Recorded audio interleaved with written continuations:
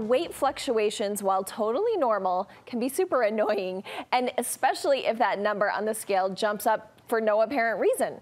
But before you start dieting or hitting the gym more than usual, fitness trainer Lindsey Mathews has some words of wisdom for us. Because, Lindsey, sometimes there are certain times of the year or something's going on, we know maybe it's going to go up a little bit. If you've been traveling, if you've had more yummy treats than normal, maybe higher sodium than normal, or, you know, if you're a woman and it's that time of month, or you're a little backed up, like there's reasons why we expect our weight to fluctuate, to go up. But sometimes that happens when you're like, I'm doing everything right. What's going on? You know, so that's what we're talking about. Okay, yeah, that's what I was gonna say. So we're not talking about that. We're talking about when it's just completely unexpected. Yeah.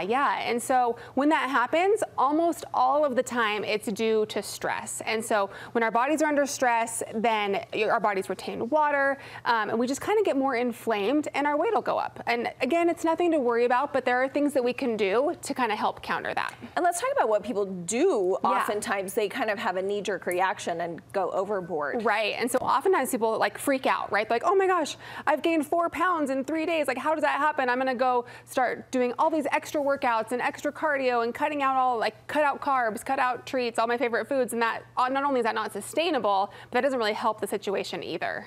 And I appreciate that you said that the majority of the time it's stress. I think all of us have stress in our lives, so we just need to know how to manage it, what to do appropriately. And you have some things for us. And the number one thing you have, which I see everywhere, and we know it, we just don't do it, and it's sleep. Yes, sleep is so important, especially getting that 7 to 9 hours of sleep is gonna be crucial when your body's under a time of extreme stress. It's gonna be really important, even more so than normal.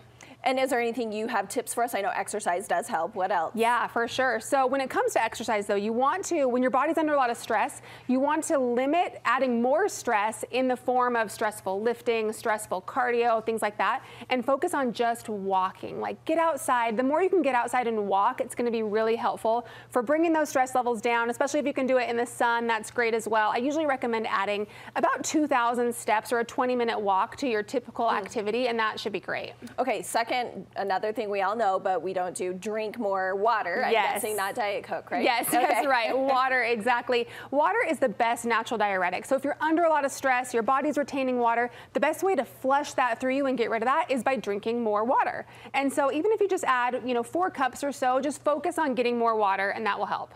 And you mentioned walking more, so we're going to do that, but you're also saying we might need to eat more. Yeah, so let me talk about this because you might be thinking, wait a minute, that's the opposite of what I think. So undereating is a stress on the body as well. And so if you find yourself to be a chronic undereater, really focus on nourishing yourself with plenty of protein, fruits, veggies, healthy fats, things like that, at least 4 times a day. Try not to go hours and hours and hours without eating, because that can actually kind of make things worse. Yeah, we do hear that. Eat more. It's counterintuitive, but we need to remember it. For sure. And breathe more. Yeah, so we just get so caught up in like our stressful lifestyles and go, right? That it's really important to really just carve out even just 10 minutes for some daily time alone, meditation, deep breathing. You can get an app or you can just lay there in your bed if you want to, which that's what we want to do, right? So just try to lay down, take some deep breaths, and that will help a lot as well, just reducing those stress levels. Such good advice from you. And if we want more, where's the best place? Yeah, I'm on social media, Facebook, Instagram as Trainer Lindsey. Okay, Lindsey, you gave us some great tips. Thank you. Yeah, you're so welcome.